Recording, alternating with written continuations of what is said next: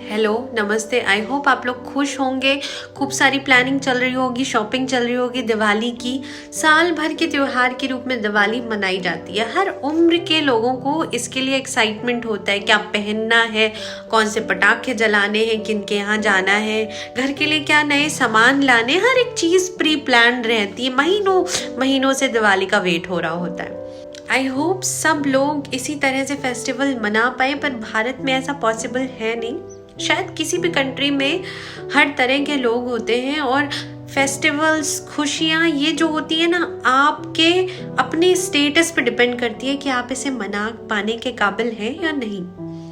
मेरे और मेरे भाई का बहुत ज़्यादा अच्छा एक्सपीरियंस नहीं है फेस्टिवल को लेके। जितना मुझे याद है, हमारा कभी ऐसे फिक्स नहीं था कि हमें नए कपड़े मिल ही जाएंगे, हमें कोई पटाखे छुड़ाने वाली वो गन कभी मिली नहीं। हम वो जो घर का जो भारी ताला होता था उसको रख के, और वो डिब्बी आती थी 50 पैसे वाली, उसमें बहुत सारी चुटपुटियाँ होती थी, उस ताले से हम वी यूज्ड टू ऐसे और आवाज़ निकालते थे। तो बस यही हमारे लिए खुशियाँ थीं। उस समय जब हम पटाखे वाली दुकान पे जाते थे और सीको जो आता था वो 2 रुपए का पैकेट होता था और हमें सिर्फ चुटपुटियाँ दिलाई जा सकती थी, तो हमें लगता था कि हम थोड़े अमीर होते और काश हम इसको अफोर्ड कर पाते। बाबा जाते थे लेके, वो हमें दिला देते तो हम कितने खुश होते। मोहल्ले के बाकी बच्चे जो हमें अपने एक्सपेंसिव पटाखे दिखाते थे, कपड़े दिखाते थे, तो बड़ा गुस्सा आता था, बट फिर भी चिल था और हम मना लेते थे। अच्छी चीज़ें ये थी कि जो ज़रूरत की चीज़ें हैं, ठीक ठाक खाना, ठीक ठाक मतलब कपड़े ऐसे फटे पुराने नहीं होते थे, ठीक है वो पहन लिए। जो बाहर वाले कपड़े होते थे, जो बाहर रिश्तेदारों के यहाँ जाके पहने जाते थे, वही पहन के काम चला लेते थे, नई की ज़रूरत नहीं थी। कल आबिदा ने मुझे गिफ्ट भेजा, मेरी फ्रेंड है, उसकी कोई ज़रूरत नहीं थी।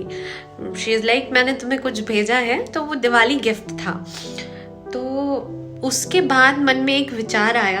विचार ये आया कि अब मैं थोड़ी स्टेबल हो गई हूँ लाइफ में, अपनी ज़रूरतें, अपने परिवार की ज़रूरतें पूरी कर सकती हूँ। मेरी फैमिली थोड़ी सेटल्ड हो गई है, वो हमारी ज़रूरतें पूरी कर सकते हैं।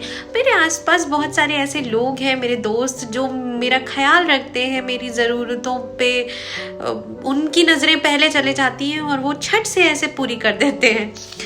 बट अगर मैं पीछे देखूँ तो मेरी उम्र की अभी भी कोई लड़की होगी, बहुत सारी होंगी, बहुत सारे लड़के होंगे जो शायद इस फेस्टिवल में कुछ उम्मीदें करते होंगे और मेरी तरह हताश हो जाते होंगे। तो मेरी आप लोगों से रिक्वेस्ट ये है कि मैं एक ठीक ठाक फैमिली में थी और मेरे पेरेंट्स मुझे अच्छे से पाल रहे थे।